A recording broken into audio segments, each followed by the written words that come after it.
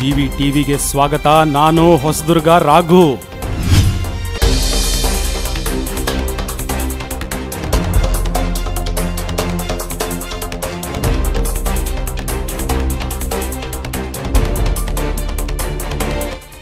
ಹೊಸದುರ್ಗ ಮಹಿಳಾ ಸಾಂಸ್ಕೃತಿಕ ಮತ್ತು ಶೈಕ್ಷಣಿಕ ಸಂಸ್ಥೆ ಮತ್ತು ಜ್ಞಾನ ಸ್ಪಂದನ ಚಾರಿಟಬಲ್ ಟ್ರಸ್ಟ್ ಹಾಗೂ ಕನ್ನಡ ಮತ್ತು ಸಂಸ್ಕೃತಿ ಇಲಾಖೆ ಚಿತ್ರದುರ್ಗ ಇವರ ಸಹಯೋಗದೊಂದಿಗೆ ನಗರದ ಅಶೋಕ ರಂಗಮಂದಿರದಲ್ಲಿ ಅಂತಾರಾಷ್ಟ್ರೀಯ ಮಹಿಳಾ ದಿನ ಆಚರಿಸಲಾಯಿತು.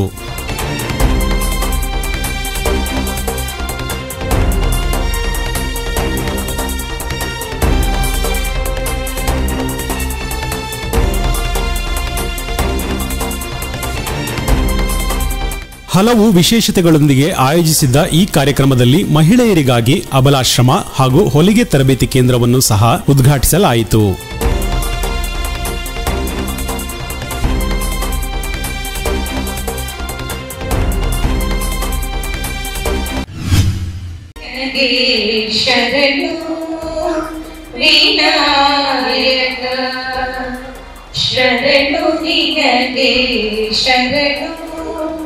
ವಿನಾಯಕ ವಿನಾಯಕ ವಿದ್ಯಾದಾಯಕ ದೇವ ವಿನಾಯಕ ವಿದ್ಯಾದಾಯಕ ದೇವ ಶರಣು ನಿನಗೆ ಶರಣು ವಿನಾಯಕ ಶರಣು ನಿನಗೆ ಶರಣು.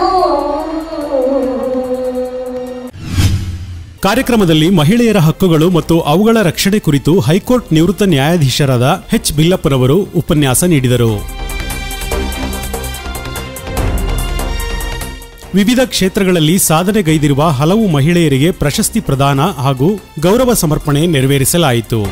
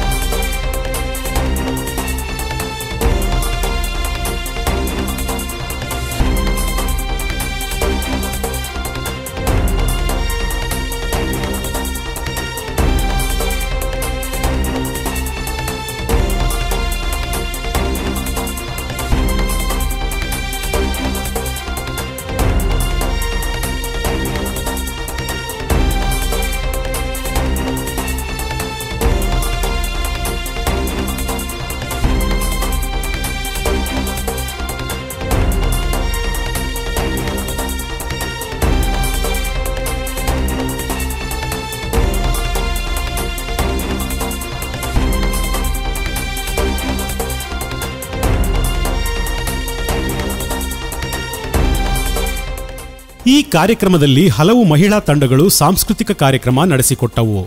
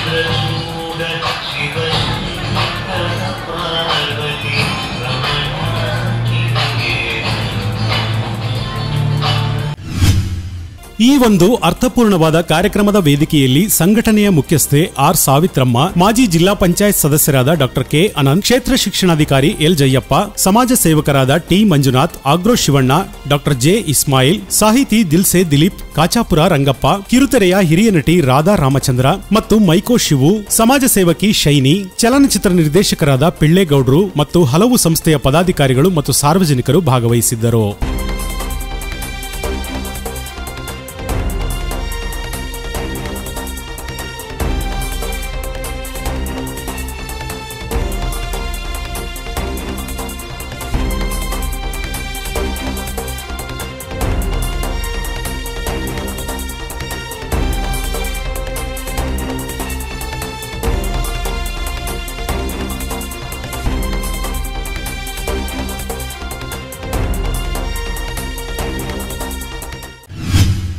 ಆರಿಸಿ ಹೋಗಿರ್ತಕ್ಕಂಥದ್ದು ನಾವು ತಾಲೂಕಾದ್ಯಂತ ಹಳ್ಳಿಗಳಿಗೆ ಭೇಟಿ ನೀಡಿದಂಥ ಸಂದರ್ಭದಲ್ಲಿ ನೋಡಿದ್ವಿ.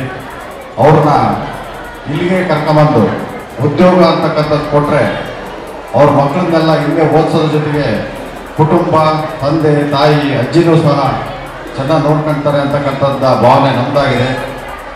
ಇದೆಲ್ಲವನ್ನು ಮುಂದಿನ ದಿನದಲ್ಲಿ ಸಹಕಾರ ಮಾಡೋದ್ರ ಜೊತೆಗೆ ಮಹಿಳೆಗೆ ಒಂದು ಶಕ್ತಿಯಾಗಿ ನಾವು ಸಹ ಇರ್ತೀವಿ ಅಂತಕ್ಕಂಥದ್ದನ್ನು ಹೇಳ್ತಾ, ಏನೆಲ್ಲ ತಾಯಂದಿರು ಇಲ್ಲಿ ಆಗಮಿಸಿದ್ರು ಅವರಿಗೆ ಮತ್ತೊಮ್ಮೆ ಮಹಿಳಾ ದಿನಾಚರಣೆಯ ಶುಭಾಶಯಗಳನ್ನು ಕೋರ್ತಾ, ಸಾಂಸ್ಕೃತಿಕ ಕಾರ್ಯಕ್ರಮಗಳು ಇನ್ನೂ ಭಾಳ ಇರೋದ್ರಿಂದ, ಭಾಳಷ್ಟು ಜನ ಮಾತಾಡೋದ್ರಿಂದ ಈ ನನ್ನ ಮಾತನ್ನು ಇಲ್ಲಿಗೆ ಮುಕ್ತಾಯ ಮಾಡಿ ನನ್ನನ್ನು ಇಲ್ಲಿಗೆ ಆಹ್ವಾನಿಸಿ ಎರಡು ಮಾತಾಡೋಕ್ಕೆ ಅವಕಾಶ ಮಾಡಿಕೊಟ್ಟಿದ್ದಕ್ಕೆ ತಮ್ಮೆಲ್ಲರಿಗೂ ಹೊರಿಸಿ ನನ್ನ ಮಾತನ್ನು ಮುಗಿಸ್ತೀನಿ.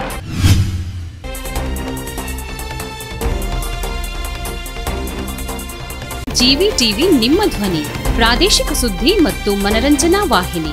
ಇದು ಕೋಟೆನಾಡಿನ ಕನ್ನಡಿ.